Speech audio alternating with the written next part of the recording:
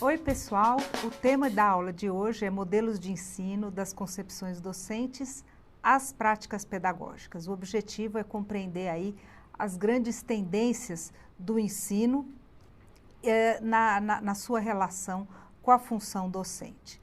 Vocês sabem que a preocupação da maior parte dos professores é com a prática pedagógica. Isso é compreensível e até legítimo, porque afinal de contas, os professores têm que preparar a aula, têm que propor exercícios, têm que lidar aí com o dia a dia dos seus alunos. Mas o perigo disso é o professor deixar de pensar a sua prática pedagógica num âmbito maior que dá sentido e dá sustentação a ela. Eu vou explicar melhor usando uma metáfora visual. Se a gente puder pensar aí num iceberg, eu diria que a prática pedagógica é o cume aí dessa montanha, é o que aparece, é o que é evidente, e por baixo desse dia a dia, desse fazer escolar, pedagógico e tal, necessariamente a gente tem um algo muito maior, que é toda a fundamentação do projeto educativo, que obviamente pode ser alguma coisa mais consistente, mais segura ou mais fluente, alguma coisa mais dúbia e mais precária.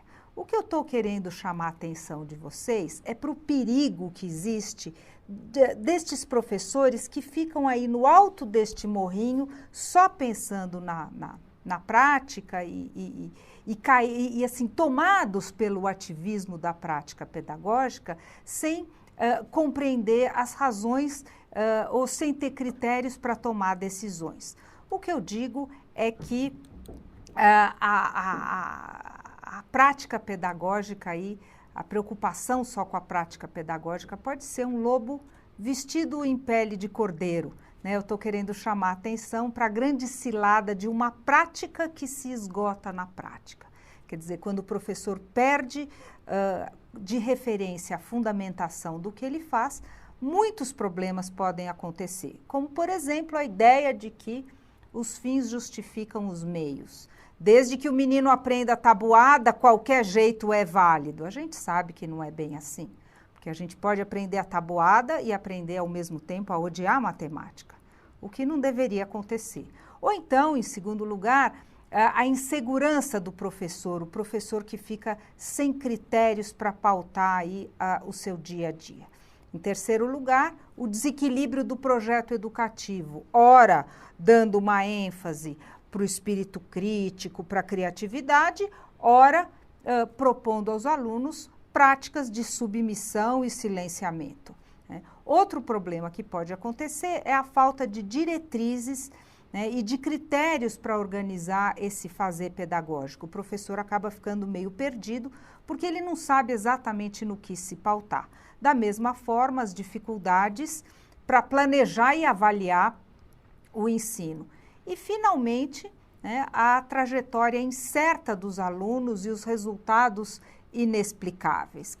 O que seria isso? Resultados inexplicáveis, aquela situação que você ensinou e o aluno não aprendeu. Ou então a trajetória incerta, aquela criança que no quarto ano era um excelente aluno de matemática, passou de ano, mudou o professor e ele vira o pior aluno da matemática. Tudo isso a gente sente quando a prática pedagógica não é subsidiada aí por diretrizes que deem coerência ao processo educativo. Eu estou querendo dizer que a prática pedagógica nunca, jamais é neutra. Ela é sempre comprometida com alguns valores. Nas palavras de Paulo Freire, a ideia ficaria da seguinte forma: a educação, qualquer que seja ela, é sempre uma teoria do conhecimento posta em prática. Então, na realidade de um professor que entra numa sala de aula para dar uma aula, necessariamente, conscientemente ou não, sempre a sua prática pressupõe uma certa compreensão de mundo, uma certa compreensão do ser humano e uma certa compreensão do processo educativo.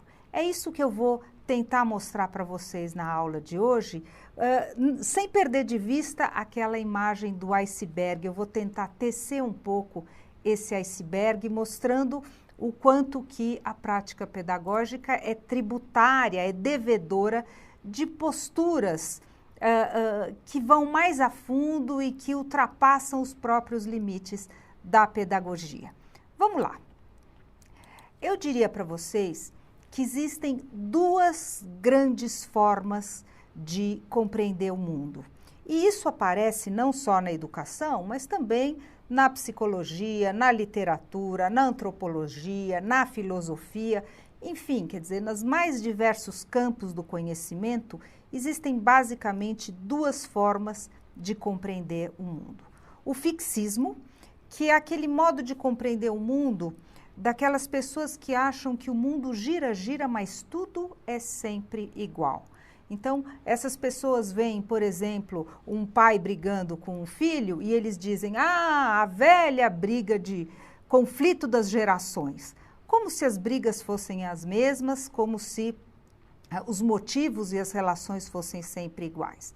O fixismo acredita que o mundo é sempre igual e que as coisas verdadeiramente não mudam. Em oposição a este modo de compreender o mundo, a gente tem o transformismo. Os adeptos do transformismo, que mais uma vez aparecem na literatura, na antropologia, na filosofia, na sociologia e até na educação, os adeptos do transformismo acreditam que o mundo está sempre mudando. Numa metáfora clássica, as pessoas dizem que um rio não passa duas vezes pelo mesmo lugar, porque as águas desse rio vão ser outras e o próprio leito do rio vai sendo constantemente modificado. Então, são pessoas, são correntes, são teorias que acreditam na eterna transformação das coisas. Correspondente a essa visão de mundo, nós temos a visão, a concepção do que seja o homem, o ser humano. Então, correspondendo ao fixismo, nós temos o essencialismo. O essencialismo é aquela corrente de pessoas que acha que o ser humano tem uma essência, que o homem é imutável, que existe uma base comum em todos nós, em todos os seres humanos, e que isso é dado, é posto, e não há como mudar essa essência. Em oposição a essa visão, e aí correspondendo ao transformismo, nós temos o relacionismo. O relacionismo é uma corrente de pessoas que acham que o ser humano se constitui a partir das relações com as pessoas, das relações com os objetos de conhecimento, das relações com a cultura. Então, pode até existir algumas disposições básicas do ser humano, mas que só se concretizam e se desenvolvem a partir das múltiplas experiências e das relações. Vejam que são posições, formas de entender o mundo e o ser humano completamente diferentes. E é claro que elas têm as suas consequências no campo da educação. Correspondendo ao fixismo e essencialismo, nós temos duas correntes. O inatismo, que acha que o ser humano, ao nascer, já é tudo. Ele já tem uma predisposição, ele já tem os dons, ele já está quase que pré-formado. Ele já vem aí com manual de programação meio que resolvido. Então, ele já tá pronto.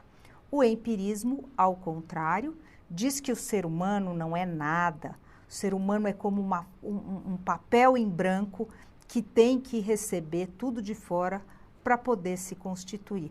Veja que interessante. Seja quando eu acho que o ser humano, já tem tudo, como no inatismo, ou quando ele não é nada, eu acredito em uma essência imutável. E o relacionismo, em oposição a tudo isso, dá origem a teorias da educação como o construtivismo ou o socioconstrutivismo. São modos de pensar a educação que acreditam neste ser humano que aprende a partir das experiências, das relações. O que eu vou tentar fazer a partir de agora é aprofundar um pouco esses três grandes modelos de ensino, o inatismo, o empirismo e o construtivismo, fazendo uma síntese do resumo, do mais sintético do resumido do resumo, né? Tentando botar em um slide só para que vocês possam captar aí as diferenças fundamentais, lembrando que na prática os limites entre um e outro não são assim tão radicais, mas eu vou tentar fazer aí uma caracterização de cada um destes modelos. Vamos começar pelo empirismo. O empirismo é exatamente isso que está sugerindo aí a imagem. É como se você abrisse a cabeça do indivíduo e jogasse todas as informações. Os representantes dessa corrente na educação ou na filosofia seria Locke, Hume, Pavlov, né? Na psicologia, Skinner e Major, né? O homem é entendido como uma tábula rasa, um ser passivo, governado pelo ambiente e modulado por estímulos externos. A educação vem de fora para dentro. A educação é uma conversão pelo arranjo de condições para o conhecimento. A escola é uma agência sistematizadora de uma cultura pré-estabelecida. Então, aqui não há processo de criação. É verdadeiramente colocar as coisas de fora para dentro. O conhecimento é um pacote pronto, definido a priori pelo professor ou pela escola. O aluno não entra em discussão, o processo do aluno internamente não entra em discussão. O professor é o representante do saber, né, e o transmissor do conhecimento, o que justifica muitas vezes uma relação autoritária, né, e vertical do professor-aluno. Todas essas concepções, né, dão origem a uma prática pedagógica que no nosso sistema de ensino se aproxima daquilo que a gente conhece como escola tradicional. Um ensino fragmentado sobre a forma de dar e tomar o conteúdo, é o famoso toma lá, dá cá, né, independentemente da realidade do aluno. Existe aí a pretensão de controle do processo homogeneizar e a homogeneidade no desempenho. O ensino vai sendo dado em doses homeopáticas, né, e acredita-se que por essa única via de intervenção o aluno deva ter um desempenho aí igual a de todos os seus colegas. Vamos passar agora para o inatismo.